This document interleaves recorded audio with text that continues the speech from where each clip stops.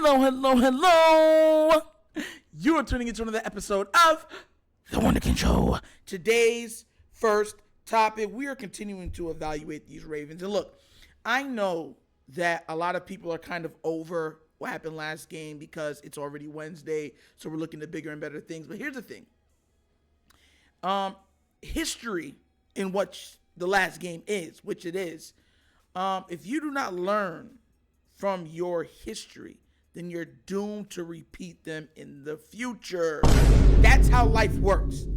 And my grade for the running, because that's what we're touching on now today, the running back committee, because you know they don't do it by one, is an overall grade that I think is fair, even though they had a major turnover. But I'm going to explain to you why I gave them the grade I gave them. And the grade I'm going to give them, honestly, is a C+. Now, look, a C+ is a C is an average grade. A C+ is a little, like a very tint above average. Now, the reason why I'm giving them this grade, and I'm going to grade them out, is because of this. This team, when it's time to lean on them, have deviated from them. They've taken them completely off of the field. All of them. Regardless how you feel about Gus Edwards, regardless how you feel about Melvin Gordon, any of them. You know what I mean? They took them off of the field. Their ability to affect a game was totally nullified. So that's why I gave them that grade. And I'm gonna be real with you. I'm gonna grade them all individually. You know what I mean? And we're gonna break that down. So Melvin Gordon got a 0. I mean, he's non-existent. I don't even think he played. Did anybody see him play last game?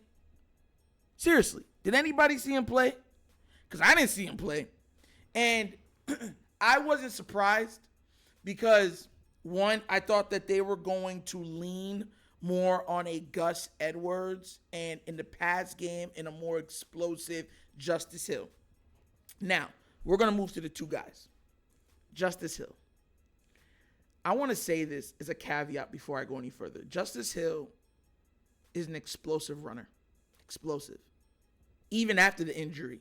He actually looked more explosive to me after the injury. Am I the only one that's seen that?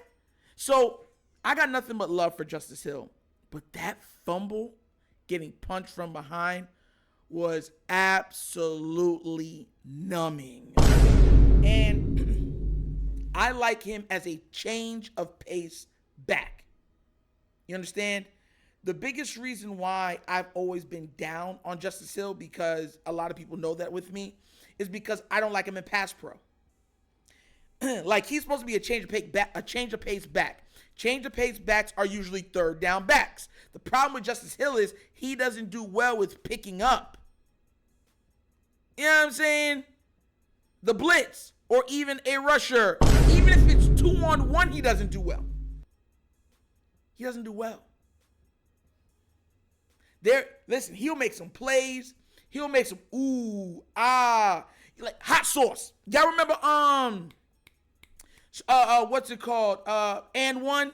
And you had Hot Sauce, and Hot Sauce to me wasn't the best basketball player on and one by no stretch of the imagination. You had guys like Alamo and them that were better ball players than him.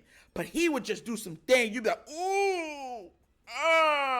good Lord. Right? That's what Justice Hill is to me. He's a guy that could give you amazing plays sporadically. He could show stop almost and get everybody into it.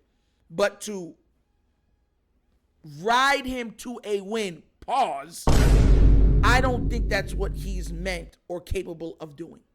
Because he doesn't have the ability to pick up and be on the field all those downs because he can't pick up the blitz. He's not good at picking up the blitz. And also because he's kind of a smaller guy too. So he's looking more to just recklessly throw it. Like, he doesn't look at the guy and try to take him out. And you know what I'm saying? He just puts his head down and goes, and throws himself right into the legs, which makes them miss a lot. If you go back to the tape, he misses those blocking assignments because he's just trying to throw his body at them, and the guy can see him about to do that, and they just skirt out of the way. He's done it helping out Moses. He's done it helping out Ronnie. Man. So, look, for his spectacular plays, his big plays, but his big mistakes, I gave him a C-.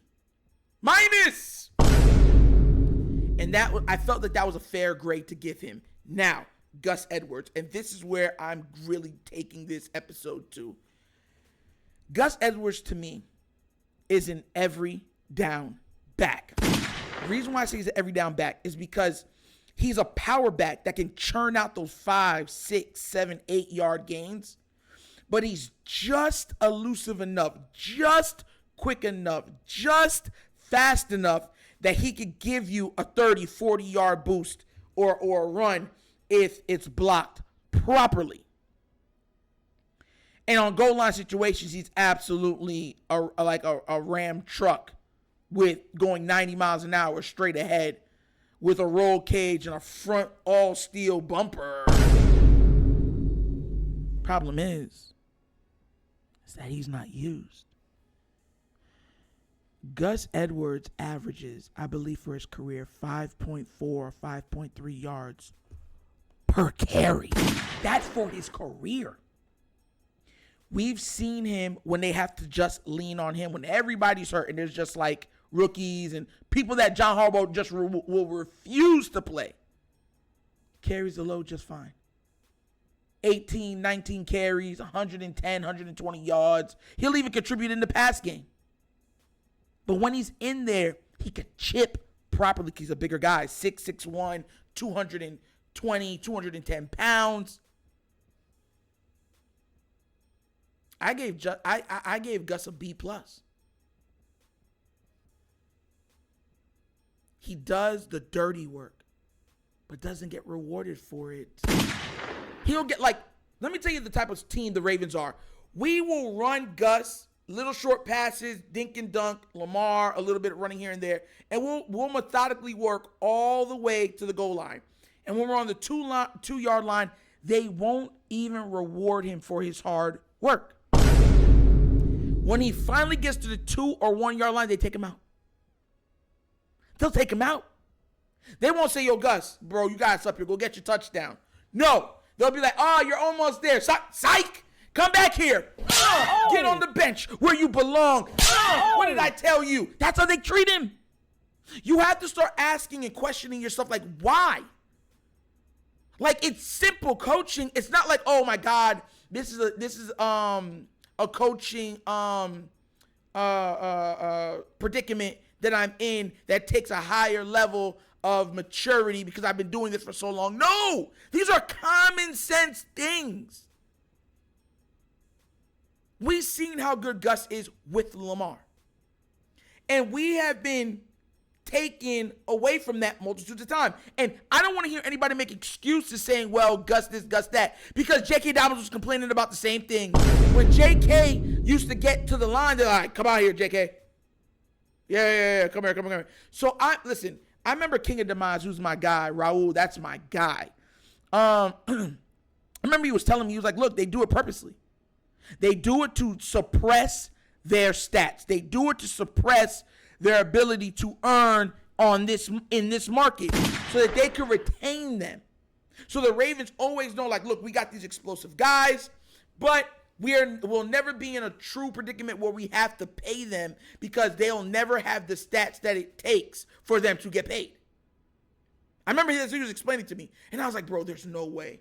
But now more and more as time goes on, I'm starting to believe it. Because, like I said, Gus was playing very well.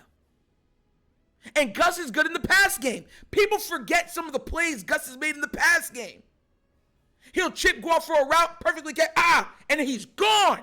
Because he's a big body guy. Once he can catch, he has a very good catch radius, the whole 9, and they refuse to use him.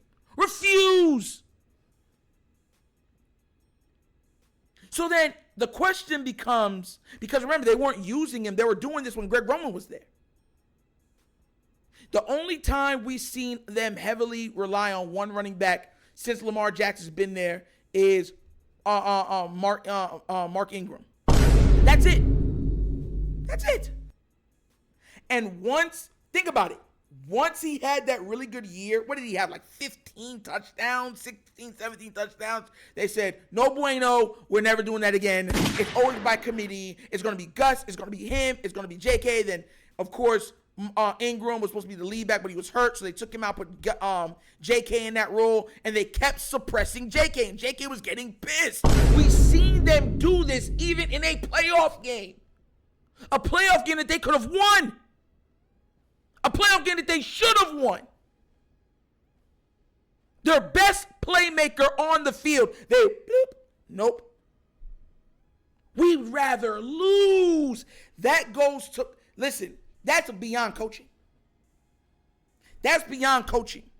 This is why I feel for Gus Edwards. I really do feel bad for him because he's damned if you do, danged if you don't. And he's in a predicament where he can only produce where they allow him to produce. If he doesn't break off a 50-yard touchdown run, he's not getting no touchdowns. We have an absolute battering ram, and we don't even use him on the goal line. How many times have you seen Gus Edwards be used on the goal line? Once? Twice? Out of 5 games? How many times have we been on the goal line? It doesn't make sense. And it cost us last game because he went up there and rushed for 3 yards and got us to the 2-yard line, and they said, let's pass. Let's pass. I mean, we can punch this in, but let's pass. Let's spread them out and pass. Let's not even try to run Lamar, run another running back. Matter of fact, no running backs on the field. Put the most stiff guy that we have on the field, on the field, on the team, on the field. Devin Duvernay. There's guys that are fast straight line, and there's guys that are jitterbugs. He's not a jitterbug. Devin Duvernay is a straight line speedster. If you just say run straight, he's extremely fast. Like 4.3, 4.32 speed.